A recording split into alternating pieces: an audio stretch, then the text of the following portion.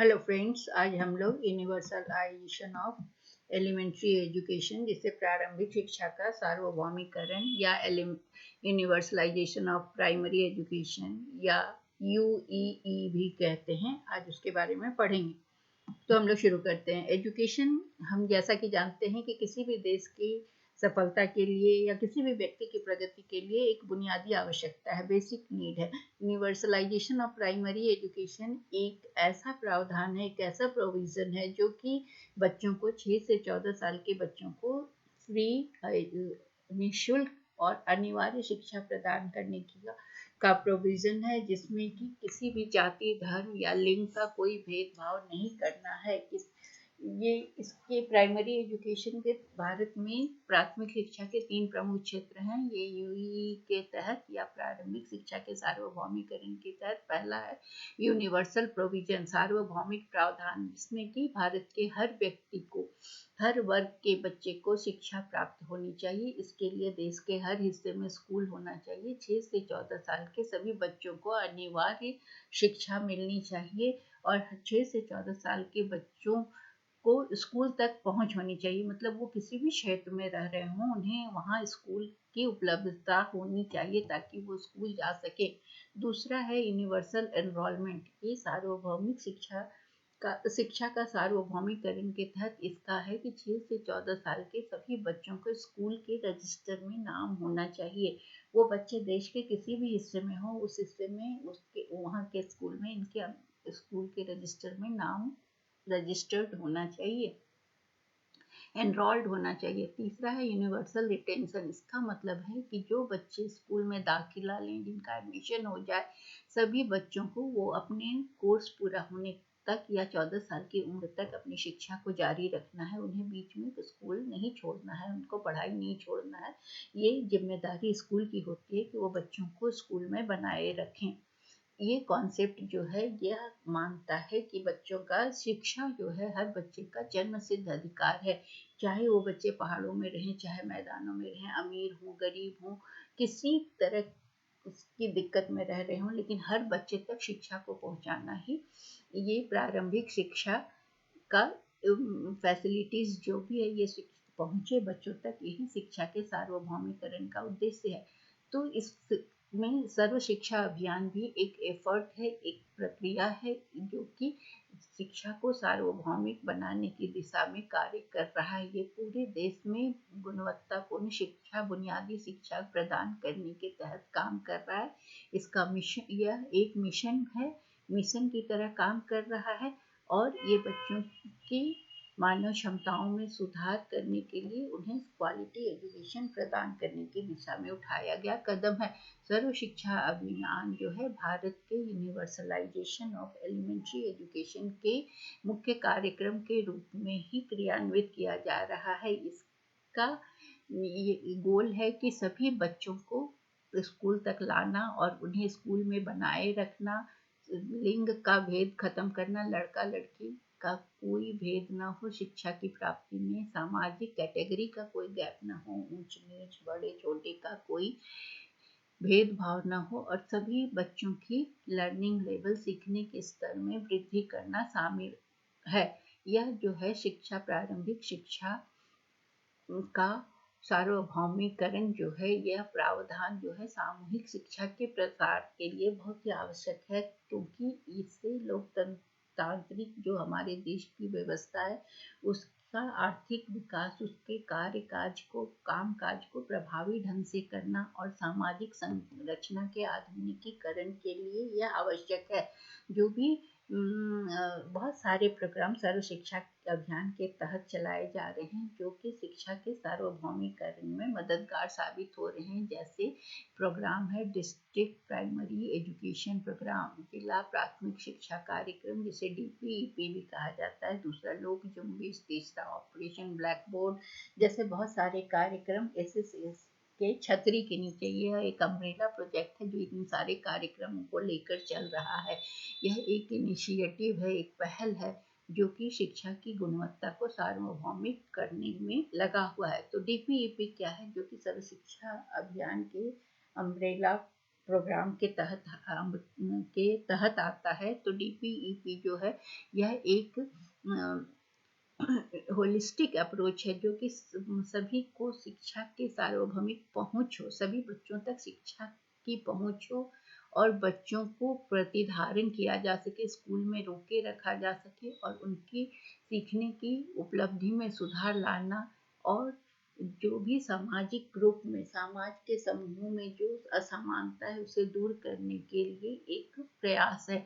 Primary objective जो है ये डिस्ट्रिक्ट प्राइमरी एजुकेशन प्रोग्राम का यह पहला उद्देश्य इसका है कि स्कूल का ड्रॉप आउट रेट, जो बच्चे स्कूल में नाम लिखा लेते हैं और बीच में जो शिक्षा छोड़ देते हैं उसे ड्रॉप आउट्स कहते हैं, तो इसको बढ़ाना और इसे 10% से भी कम कर देना कि ड्रॉप आउट की संख्या कम ज़्यादा ना हो, इसे 10% से भी कम के स्तर पे लाना। दूसरा है कि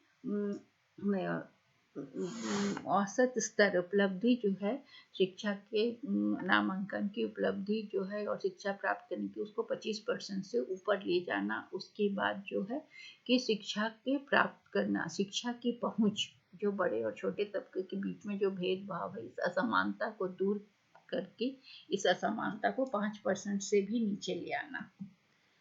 तो ये प्रोजेक्ट, दूसरा प्रोजेक्ट जो है जो एसएसए के अंतर यूईई के लिए ही किया जा रहा है, शिक्षा के सार्वभौमिकरण के लिए किया जा रहा है, उसे लोक जुम्बिश कहते हैं, जिसे कहते हैं people's movement for education for all, मतलब जन आंदोलन सभी की शिक्षा के लिए। यह एक अभिनव परियोजना है, ये राजस्थान में शुरू किया गया। इसका बेसिक ऑब्जेक्टिव है कि सबको शिक्षा मिले, मतलब लोगों की भागीदारी से सबको शिक्षा प्रदान हो, सब शिक्षा तक आए।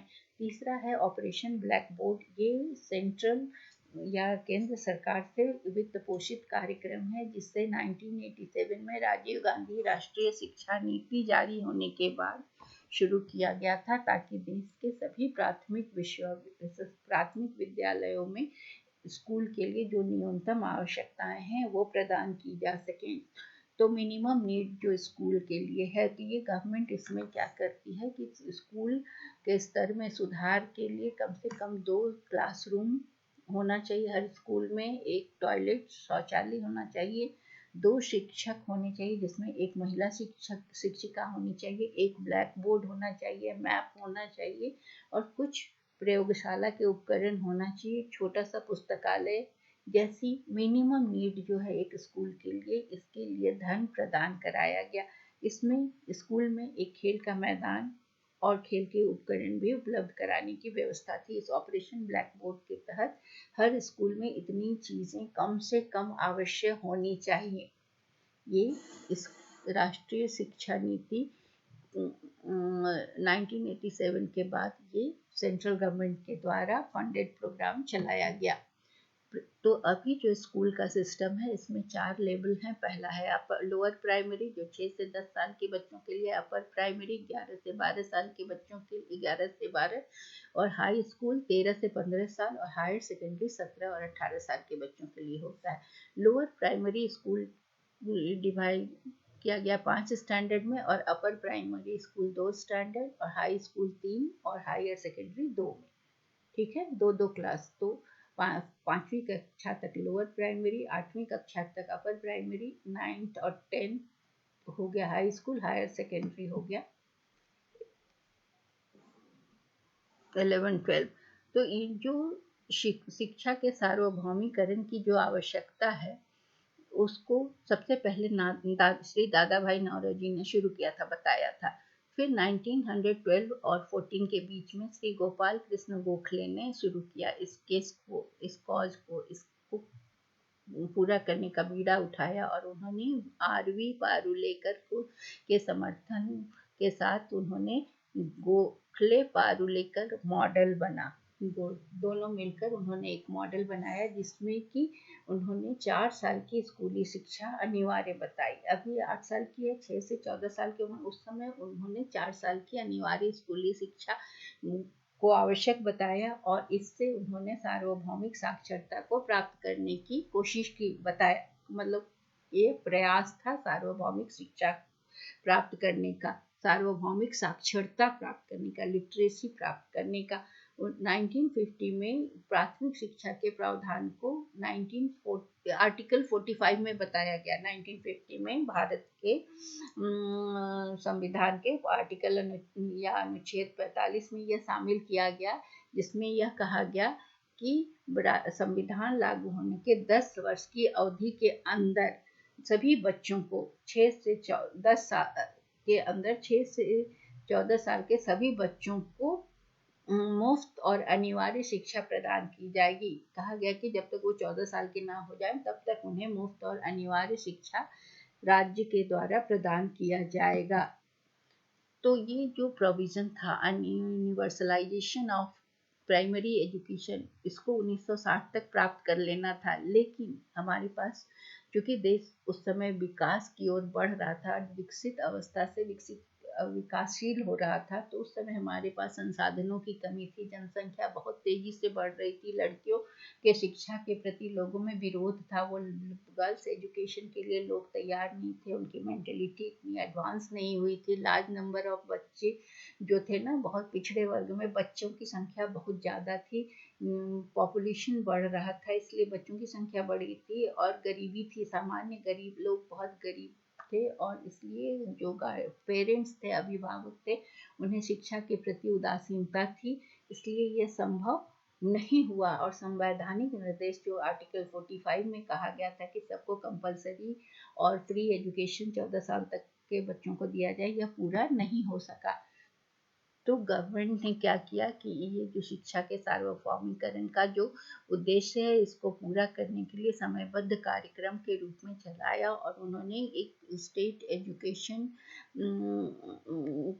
मिनिस्टर्स का एक कॉन्फ्रेंस हुआ, उसमें यह तय किया गया कि एक वर्किंग ग्रुप बनाया गया जो कि प्राथमिक शिक्षा के सार्वभौमिकरण के लिए एक वर्क ग्रुप बनाया गया, वर्किंग ग्रुप, और यह कहा गया कि एक आयोग बनाया गया जो कि इसके लिए कार्यक्रम तैयार करेगा, एक योजना तैयार करेगा 1978 से 83 के मध्य में, योजना के मध्य में।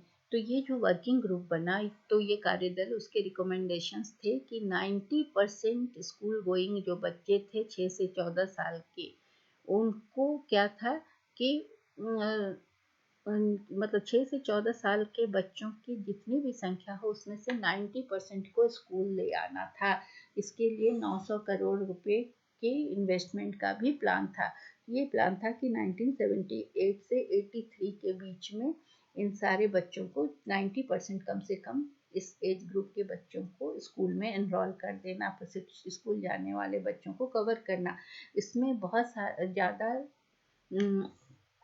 अधिक ध्यान दिया गया किस पर, तो जो वीकर सेक्शन थे, कमजोर वर्ग थे, अनुसूचित जाति, अनुसूचित जनजाति, लड़कियां, भूमिहीन मजदूर, ये सबको टारगेट किया गया, और इन्हें मुफ्त भोजन, मध्याह्न भोजन, मुफ्त यूनिफॉर्म आदि की सुविधाएं देकर उन्हें यूनिवर्सलाइजेशन ऑफ एजुकेशन की ओर बढ़ाया गया। ये जो प्रोग्राम था, कुछ ऐसा भी प्रोग्राम और गैर औपचारिक शिक्षा के लिए भी एक कार्यक्रम शुरू किया गया, जहाँ पर जो बच्चे औपचारिक फॉर्मल एजुकेशन स्कूल जाकर शिक्षा ग्रहण करने में असफल हो गए या असमर्थ हो गए, तो उनके लिए गैर औपचारिक शिक्षा, नॉन फॉर्मल एजुकेशन की व्यवस्था की गई। वो मतलब उन तक शिक्षा फिर पहुँचे, ऐसी व्यवस्था की गई, और हर बच्चा पूर्णकालिक 6 से 14 साल का हर बच्चा फुल टाइम या तो अंश पार्ट टाइम स्कूल जाए, शिक्षा ग्रहण करे, इसकी व्यवस्था की गई। तो इसमें ये जो है प्रधानमंत्री का जो 20 सूत्री कार्यक्रम था, उसमें 16वां पॉइंट में ये एस्पेक्ट को डील किया गया। 6th 5 ईयर प्लान के बीच में सेंट्रल गवर्नमेंट ने सभी राज्य सरकारों को निर्देश दिया और सभी केंद्र शासित क्षेत्रों के एडमिनिस्ट्रेटर्स को कि ऐसा प्लान बनाए, ऐसा सॉलिड स्टेप लें कि 100% 6 से 11 साल के बच्चे स्कूल जाएं, और 11 से 14 साल के बच्चों का 50% बच्चा स्कूल जाए। 1990 तक इतने बच्चों की स्कूल में पहुंच हो। मतलब इसका निर्देश दिया कि 6 से 11 साल की उम्र के जो भी बच्चे हैं वो 100% जाएं स्कूल, और जो 11 से 14 साल के बच्चे हैं उनमें से कम 50% बच्चे 1990 तक स्कूल में नामांकन हो जाए। तो ये सेंट्रल गवर्नमेंट का जब यह निर्देश दिया गया तो इसके लिए एक ड्राइव चलाया गया। वो ड्राइव कब से कब तक चला? वो टीचर्स डे से शुरू हुआ और ये 5 सितंबर 1982 टीचर्स डे से शुरू हुआ और 14 नवंबर 1982 चिल्ड्रंस डे तक चला इतने बच्चों को एनरोल करने का। लेकिन बहुत सारा प्राइमरी एजुकेशन के लिए बहुत सारे प्रयास किए गए, लेकिन यह सार्वभौमिकरण नहीं हो पाया। इस तो नेशनल गवर्नमेंट ने एक मैसिव कैंपेन चलाया जिससे कि 1995 के पहले शिक्षा का सार्वभौमिकरण हो सके। हालांकि ये नेशनल पॉलिसी ऑफ एजुकेशन 1986 में ये मेंशन किया गया था, ये एश्योर किया गया था। तो इसको गवर्नमेंट ने इसको आगे एक्सटेंड किया कि सबके इसको नए नाम से फिर एजुकेशन फॉर ऑल करके इसे 2000 ईस्वी तक अचीव करने का टारगेट रखा। तो यूनिवर्सल एलिमेंट्री एजुकेशन मास लिटरेसी को बढ़ाने के लिए बहुत आवश्यक है, और ये देश के आर्थिक विकास और आधुनिकीकरण के लिए और लोकतांत्रिक ढांचा या लोकतांत्रिक संगठन के कार्य करने के लिए मास लिटरेसी की बहुत ज़्यादा आवश्यकता है। पर इतना प्रयास के बाद भी इसमें बहुत बाधाएं थी, ये पूरा नहीं हो सका। तो इसमें क्या क्या बाधाएं हैं? सबसे पहला है कि वित्तीय प्रावधान की अपर्याप्तता है, क्योंकि हमारे देश में उस समय विकासशील व्यवस्था होने से यहाँ हमेशा प्राकृतिक विपदाओं के चलते हमारे पास पर्याप्त धन नहीं हुआ कि हम इस फंड को डाइवर्ट कर सकें शिक्षा की तरफ। हम हमेशा नेचुरल कैलामिटीज, प्राकृतिक आपदा, बाढ़, फ्लड, सूखा से पीड़ित रहे, जिससे कि हमें धन हमारा जो शिक्षा में जाना चाहिए वो प्राकृतिक आपदा से जूझने में चला गया। पेरेंट्स की गरीबी भी एक कारण था कि माता पिता इतने गरीब हैं कि वो बच्चों को स्कूल नहीं भेज सकते, बल्कि बच्चे उनके लिए अर्निंग हैंड बन जाते हैं। 6 से 11 साल के बच्चे का मजदूरी करके घर का आय बढ़ाने में या घर का पोषण करने में लगे थे, इसलिए वो अपने स्कूल को वो नहीं जा पाते थे। फिर बच्चे पेरेंट्स उदासीन भी, शिक्षा का महत्व उनको पता नहीं था, वो जागरूक पेरेंट नहीं थे, इसलिए बच्चों की शिक्षा के प्रति उनकी जागरूकता नहीं थी। तो फिर पहले चूंकि भारत अपने ब्रिटिश उपनिवेश था, तो वहाँ के स्कूल जो थे स्टेट फंडेड थे, तो ये सारे स्कूल जो थे स्टेट सपोर्टेड स्कूल थे।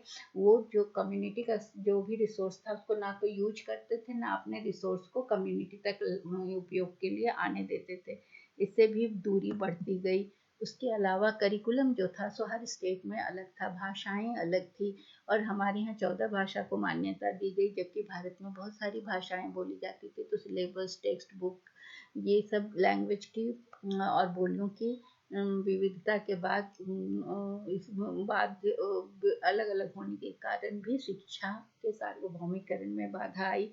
टीचर्स की इनफेक्टिवनेस, शिक्षक में प्रभावशीलता की कमी थी, वे प्रॉपरली ट्रेंड नहीं होते थे, उन्हें प्रॉपर सैलरी नहीं होती थी, इसलिए उनमें इनिशिएटिव नहीं लेते थे वो शिक्षा के प्रति। फिर ट्रेन टीचर नहीं होने से वो बच्चों को सही ढंग से शिक्षा नहीं दे पाते थे। इसके अलावा वो रूरल एरिया में काम करने के लिए नहीं जाना चाहते थे, क्योंकि उनकी सैलरी अच्छी नहीं थी। महिलाओं को तो और भी दिक्कत होती थी कि उन्हें रहने की व्यवस्था नहीं होती थी शेड्यूल एरिया में या जंगल में, पहाड़ में, ये जहाँ दुर्गम स्थानों पर कोई भी शिक्षक जाने के लिए तैयार नहीं होता था। इसके अलावा कि स्कूल में ये भी बताया कि बहुत सारे स्कूल, 4 लाख स्कूल, 4 लाख गांव ऐसे हैं जहाँ एक भी स्कूल नहीं है। सर्वे से पता चला, जो कि 3rd और 4th ऑल इंडिया एजुकेशनल सर्वे में पता चला कि 4 लाख गाँव में स्कूल नहीं। तो इससे क्या हुआ कि बच्चों को, चूँकि फंड की कमी है तो हर जगह स्कूल नहीं खुला, इसको उतनी धनराशि उपलब्ध नहीं हुई। इसकी वजह से भी सार्वभौमिकरण, शिक्षा के सार्वभौमिकरण में बाधा आई।